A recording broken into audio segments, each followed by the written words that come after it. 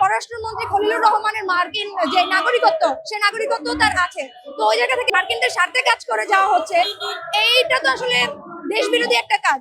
শুধুমাত্র খলিলুর রহমানকে যে আপনার হচ্ছে এখানে দোষী করা হচ্ছে বিষয়টা এরকম না, আবার এরকমও কারণ হচ্ছে সে তো বর্তমান পররাষ্ট্রমন্ত্রীর দায়িত্বে আছে। আপনারা জানেন যে খলিলুর রহমান অন্তর্বর্তীকালীন সরকারের সময় হচ্ছে সে নিরাপত্তা উপদেষ্টা ছিল, এবং ওই সময় থেকেই যে চুক্তিটা যখন করা হয় তখন ইউনূস সরকার তার ক্ষমতা ছাড়ার 3 দিন আগে এই চুক্তিটা করে, এবং তখন খলিলুর রহমান ওই সরকারের অংশ ছিল এবং তখন নিরাপত্তা উপদেষ্টা ছিল।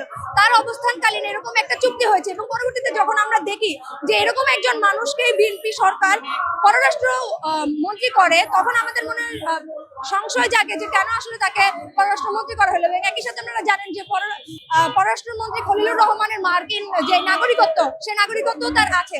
তো ওই জায়গা থেকে যে মার্কিন প্রভুত্ববাদ, দেশের স্বার্থকে বাদ দিয়ে যে মানে মার্কিনদের স্বার্থে কাজ করে যাওয়া হচ্ছে, এইটা তো আসলে দেশ বিরোধী একটা কাজ। তো যখন এরকম একজন পররাষ্ট্রমন্ত্রী দেশ বিরোধী একটা কাজ করে, তখন আসলে তার বিরুদ্ধে আমাদেরকে কথা বলতে হবে, কারণ এই পররাষ্ট্র নীতিগুলোর সাথে সে সংযুক্ত এখনো আছে, এবং পূর্ববর্তী অন্তর্বর্তীকালীন সরকারের সময় ছিল।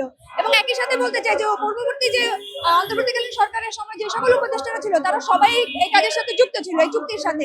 তো এদের সবাইকেই হচ্ছে মানে তাদের সবার বিরুদ্ধে আমাদের আওয়াজটা, এই আন্দোলনটা হচ্ছে মূলত এই চুক্তিটা বাতিলের জন্য। সুতরাং বর্তমান সরকারের বিরুদ্ধে আমাদের অবস্থান আছে।